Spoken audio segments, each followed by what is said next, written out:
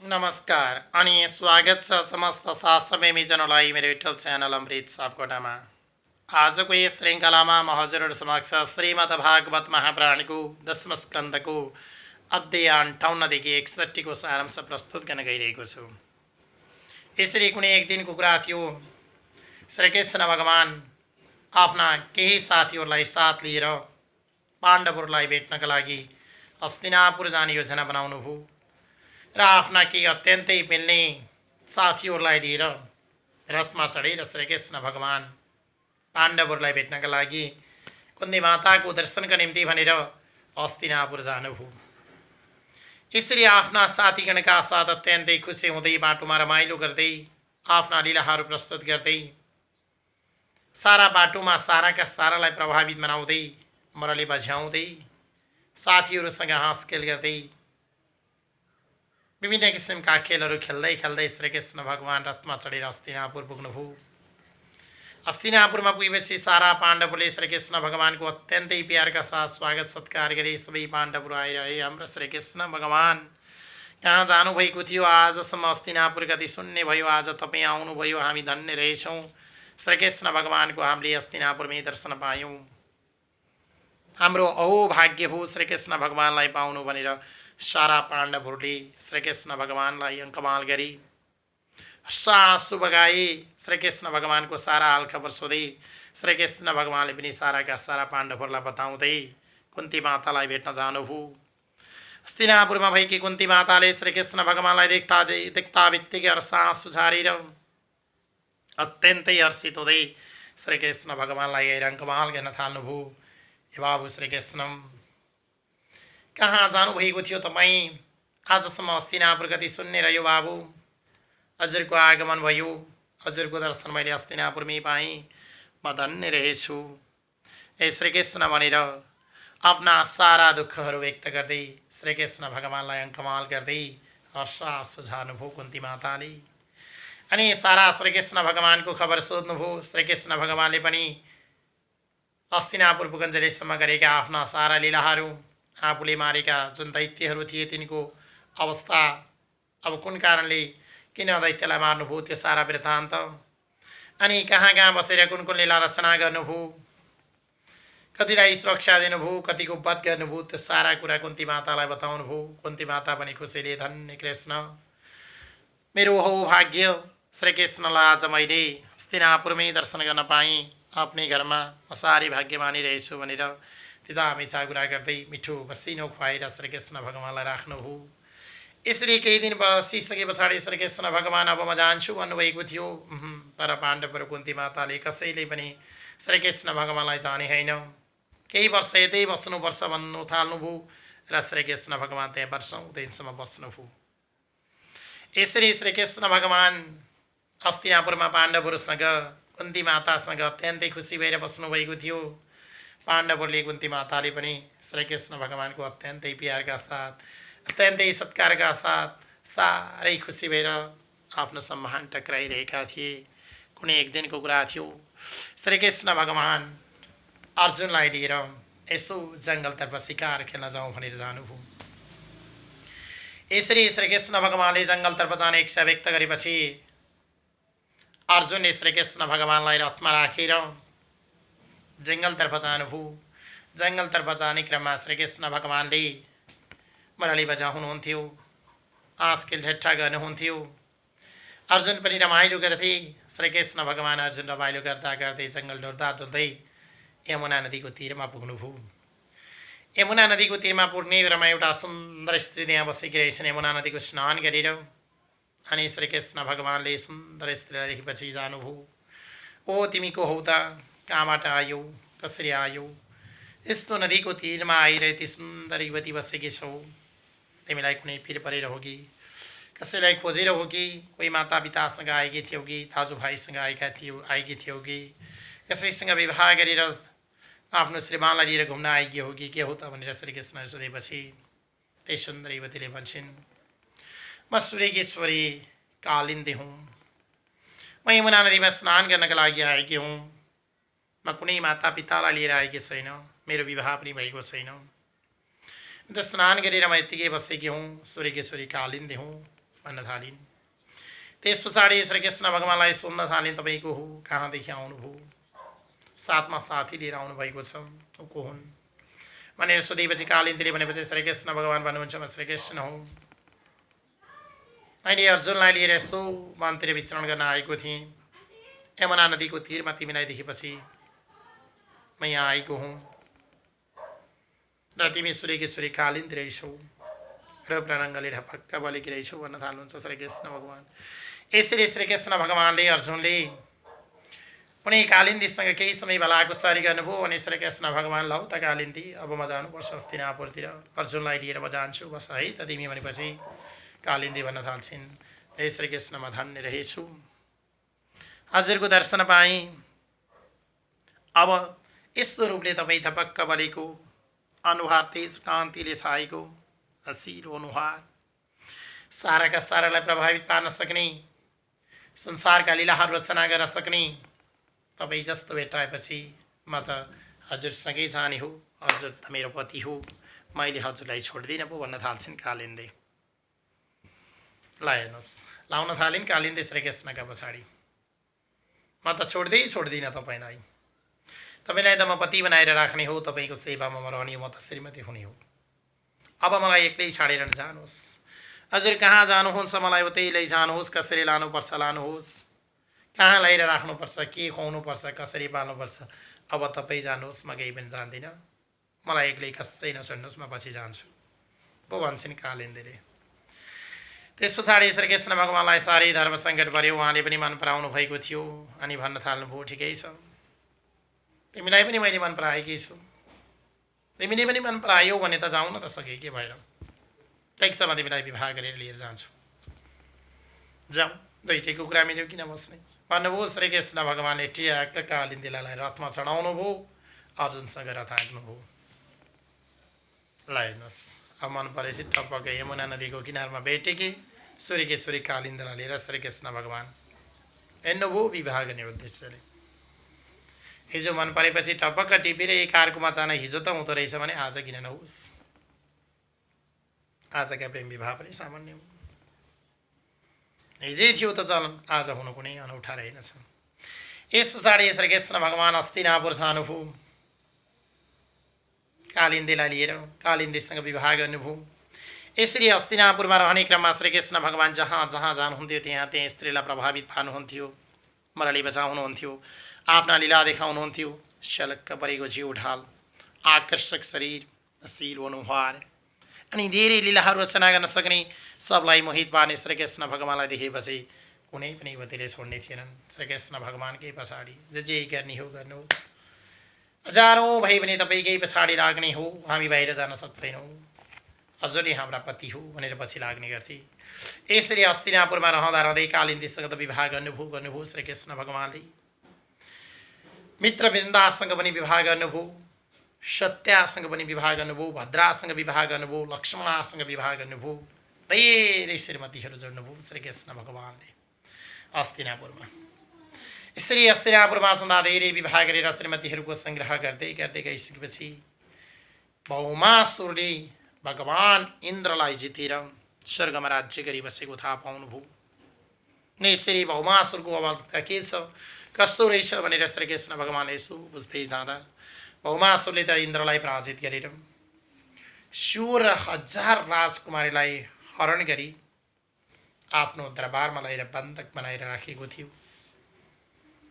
सारा देवताहरूलाई तहस नहस पारेर आफ्नो राज्य चलाइरहेको थियो। त्यो सारा खबर वृत्तान्त भेट्टाइसकेपछि श्रीकृष्ण भगवान भौमासुर जानुभयो र भौमासुर समक्ष गएर युद्धको तयारी गर्नुभयो, युद्ध सुरु गर्नुभयो। उता श्रीकृष्ण भगवानसँग पनि युद्ध गर्नका लागि भौमासुर तयारी भयो। उसले त सारा देवतालाई तहस नहस पारी इन्द्रलाई पनि पराजित गरेर स्वर्गमा राज्य गरी बसेको थियो। 16,000 राजकुमारीलाई ल्याएर आफ्नो दरबारमा बन्धक बनाएर राखेको थियो र 16,000 राजकुमारीलाई विवाह गर्ने पनि योजना बनाएको थियो। यता श्रीकृष्ण भगवान जानुभयो, भौमासुरसँग युद्ध सुरु गर्नुभयो। भौमासुर र श्रीकृष्ण भगवानको युद्ध सुरु भयो। लड्दा लड्दै समय बित्दै गयो। श्रीकृष्ण भगवानले चोट प्रहार गर्दै जानुभयो। भौमासुरले चोटलाई सहन नसक्ने अवस्थामा गरी मूर्छित परेर पल्टिन्थ्यो। हार हुकार हुन थाल्यो, चिच्चाउन थाल्यो, डाँको छोडेर रुन थाल्यो। तर 16,000 जुन राजकुमारी उसले थुनिरहेको थियो उसलाई दरबारबाट छुटकारा दिन भौमासुरले चाहेन र श्रीकृष्ण भगवानसँग युद्ध गर्ने वाचकै साथ अगाडि बढिरह्यो। मूर्छित हुन्छ, केही छिनमा चेष्टा आउँछ, फेरि श्रीकृष्ण भगवानमाथि गएर चाइ लाग्छ। यसरी लड्दा लड्दा लड्दा धेरै समय बितिसकेपछि श्रीकृष्ण भगवानले आफ्नो सुदर्शन चक्रको प्रयोग गरेर भौमासुरलाई मारिदिनुभयो। भौमासुर प्रमदाम भयो, मर्यो। त्यस पछाडि जति पनि उसले बन्धक बनाएर राखेको थियो 16,000 कुमारीलाई गएर छुटकारा दिलाइदिनु भयो श्रीकृष्ण भगवानले। यसरी 16,000 कुमारी राजकुमारीहरूलाई छुटकारा दिँदा बित्तिकै 16,000 राजकुमारीहरू श्रीकृष्णका पछि लाग्न थाले। लौ न श्रीकृष्ण, हामी सबलाई विवाह गर्नुहोस्, हामी त हजुरलाई नि पतिको रूपमा स्वीकार गर्छौँ। यस्तो आकर्षक शरीर भएको, सिलो चेहरा अनि यो मुस्कान, झन् यस्तो व्यक्ति, सारा लीलाको रचना गर्न सक्ने, यस्तो भौमासुर जस्ता दुष्टलाई वध गर्न सक्ने हजुर जस्तो पुरुषार्थी अहिलेसम्म हामीले देखेकै थिएनौँ। जसरी स्वीकार गर्नुपर्छ स्वीकार गर्नुहोस्, हामी त तपाईँसँगै जाने हो भन्छन्। 16,000 नै पछि लाउन थाले। यसो त्यहाँबाट छुटकारा मात्रै दिनुभएको थियो। श्रीकृष्ण भगवान पछि हेर्नुहुन्छ, कता हो कता छ, लाइनै लाइनलाई हेर्नुहोस्। एउटा दुईटा अहिले बसी लाउँदा त कति गाह्रो छ, एउटासँग विवाह गरेर पाल्न त कति गाह्रो छ भने 16,000 पछि लागिसके पछाडि अब कसरी होला त्यसलाई सान्त्वना दिने। श्रीकृष्ण भगवानका पछि लागे। ल श्रीकृष्ण भगवान पनि धेरै आँटिला हुनुहुन्थ्यो, धेरै साहसिला हुनुहुन्थ्यो। ठिक छ, सब पछि लाग्छु, म स्वीकार गरिदिन्छु भन्ने वो 16,000लाई नि एकै पटकमा एउटै लग्नमा 16,000 कन्यासँग विवाह गर्नुभयो। एकैचोटिमा गर्नुभयो। लो हेर्नुहोस्, एकजनासँग विवाह हुँदा त आज यो संसारमा यति तामझाम हुन्छ भने श्रीकृष्ण भगवानले 16,000 कन्यासँग एउटै लग्नमा विवाह गर्दा कुन तामझाम थियो होला, कल्पना गर्न पनि सकिँदैन।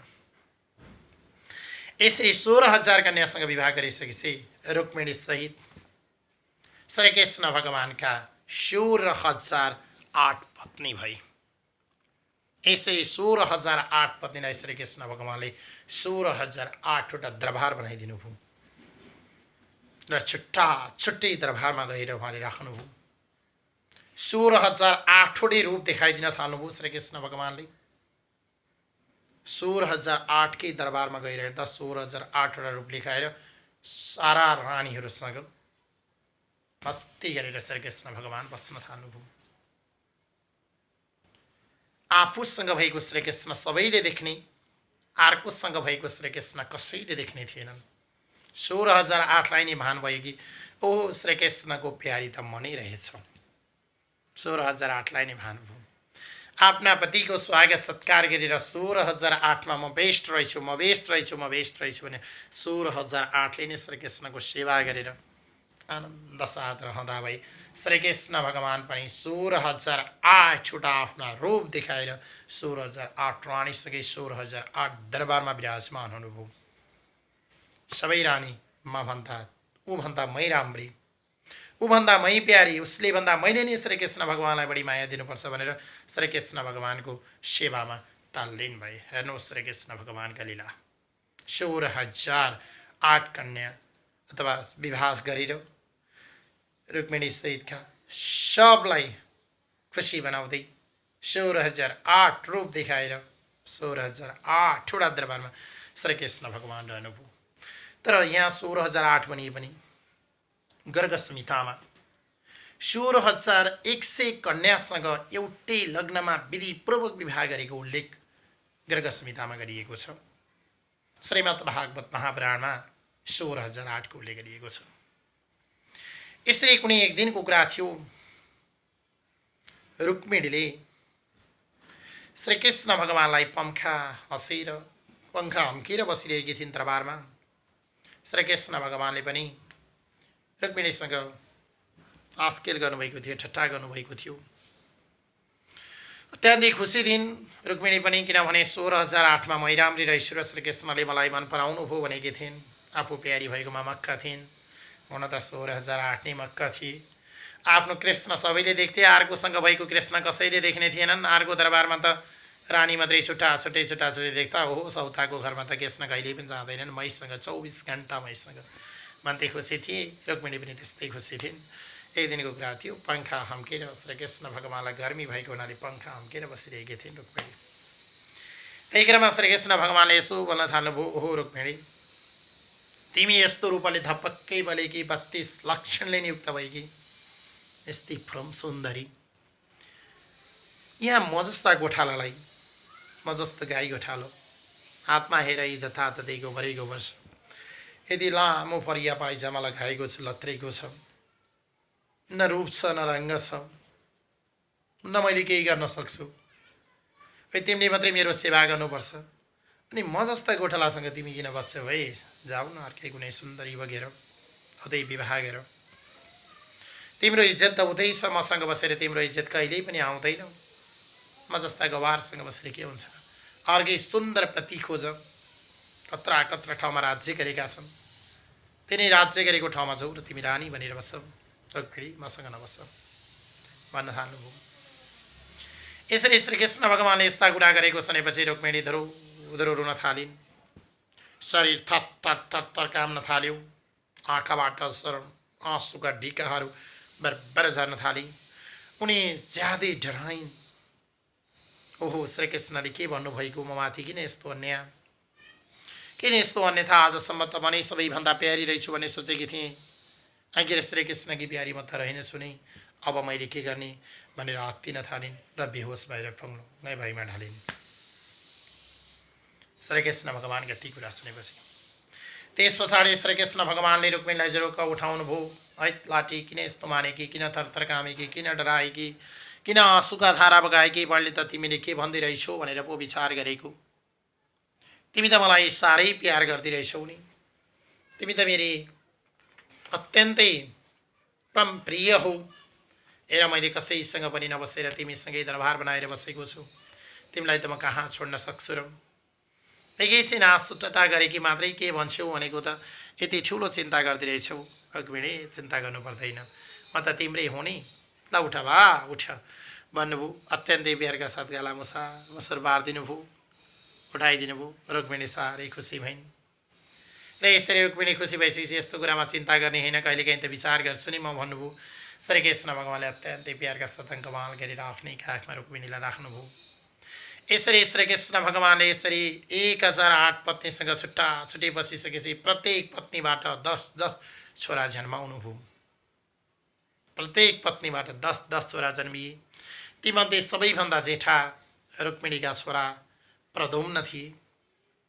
उनी प्रद्युम्न लगायत 10 छोरा रुक्मिणीबाट पनि भई, अन्य 1008बाट पनि 10 छोरा भई।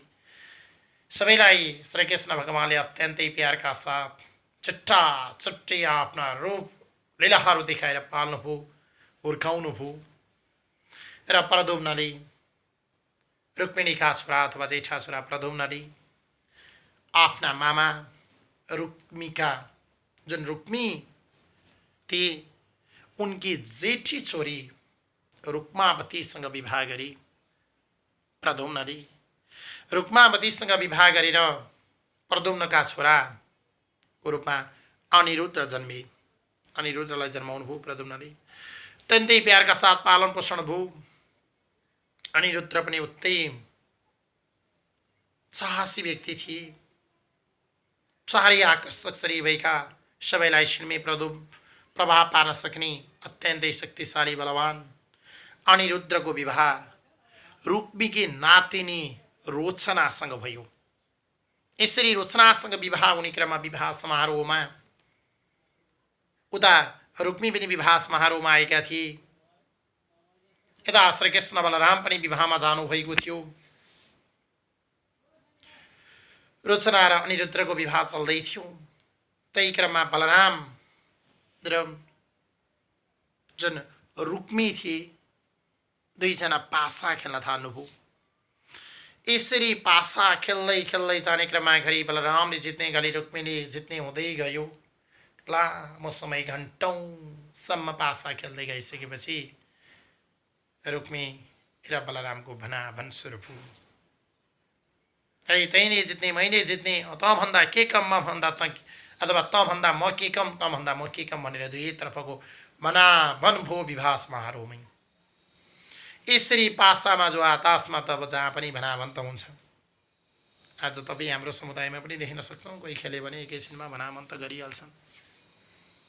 यो तेरो यो मेरो भन्छन्, हानाहान हुन्छ, टाउका फोराफोर हुन्छ, तब जित्नेसँगको लुटिन्छ अथवा हार्नेले जित्नेसँग आक्रोश व्यक्त गर्छ।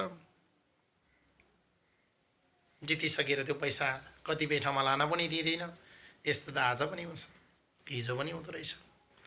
यसरी रुक्मीले बलरामसँग भनाभन हुँदै जाने क्रममा चर्काचर्की दरै भयो। त्यस पछाडि बलरामले रुक्मीलाई र उनका सारा साथीहरू जति पनि त्यहाँ आएका थिए उनलाई एक एक गरी मारिदिनु भयो र पासामा टन्न धन्जिदिएर बलरामले छोडिदिनु भयो। रुक्मी र रुक्मीका सारा समर्थकहरू जति थिए उनको एकै ठाउँमा बलरामले मृत्यु गराइदिनु भयो अथवा मारिदिनु भयो। जय बोलो श्रीमद् भागवत महापुराणको। ओम नमो भगवते वासुदेवाय नमः।